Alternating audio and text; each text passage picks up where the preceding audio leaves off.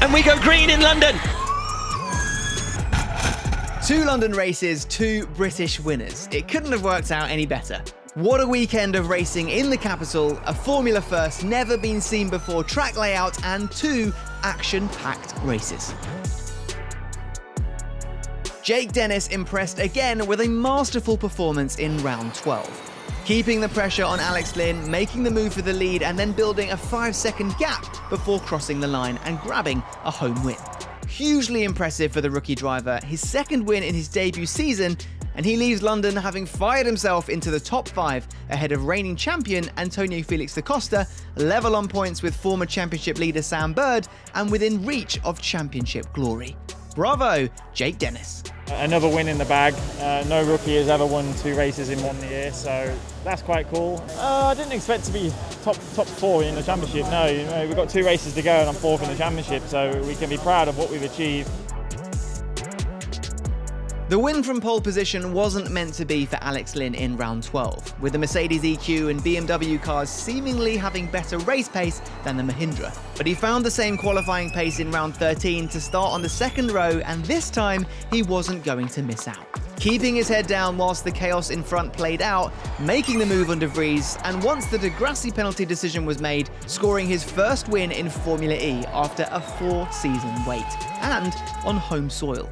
Now with a genuine shot at the Drivers' Championship, what a turnaround for Alex Lynn. Lucas di Grassi has just driven through the pit lane and taken the lead of the London E-Prix. That is one for the stewards. Lucas di Grassi leading the race. Green flag. The audacious pit lane chancery almost paid off and gave di Grassi the win in round 13. But the stewards had other ideas. So there is a very specific sporting rule that allows me to go through pit lane when there is a safety car. When we made this decision, you have to take in consideration the speed of the safety car if there is no red flag at the end of the pit lane. So there is a lot of risks involved. I could have lost positions and I could have gained positions. So it was a bold move, a lot of risk, and in the end we got a penalty for one small detail, which on the rule says I have to stop completely the car in front of the garage. And the car was sliding for 1 or 2 kilometers per hour. So the FIA used this to give us the penalty later on. The wheels were locked, but the car had some movement because it was sliding over the floor. If it was not because of this, it would have gone 100% and we would have won the race today. Although technically legal to do what they did at the time they did it, the move required di Grassi to come to a complete stop in the pit lane, which he didn't quite do. So the stewards issued a penalty, and with the team still confident in arguing their case, they didn't serve it, and di Grassi was eventually given a black flag and disqualified. Better luck next time. A huge weekend for Mercedes EQ. A double podium for Nyck de Vries as he ended the team's point struggles and now sits with a 6-point lead at the top of the Drivers' Championship. Yeah, overall, obviously, we are very happy to score a double podium and to take good points. I feel like today there was a bit more in it, but if you look at it from the big picture, I think we should be satisfied with what we achieved this weekend to bounce back after a bit of a difficult run. And then, let's see what Berlin has for us. But I'm not sure whether I should be happy or not leading with such little margin going into the last round. As I said, I hope I get pushed out of Group 1 after day 1 and then maybe have a good chance. The Mercedes looked well suited to the indoor-outdoor London circuit, both drivers making up 7 places in round 12 and look set for a great team finish and potential win in round 13 before Van Dorn's incident with Oliver Rowland.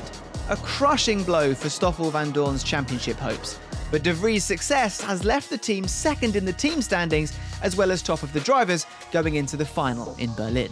A track that on the last time of visiting gave them a Team 1-2.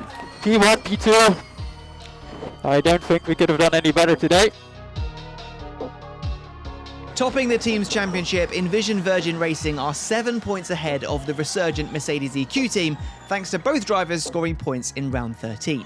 Robin Frijns earning the majority with his 4th place finish, but great battling on display from the duo.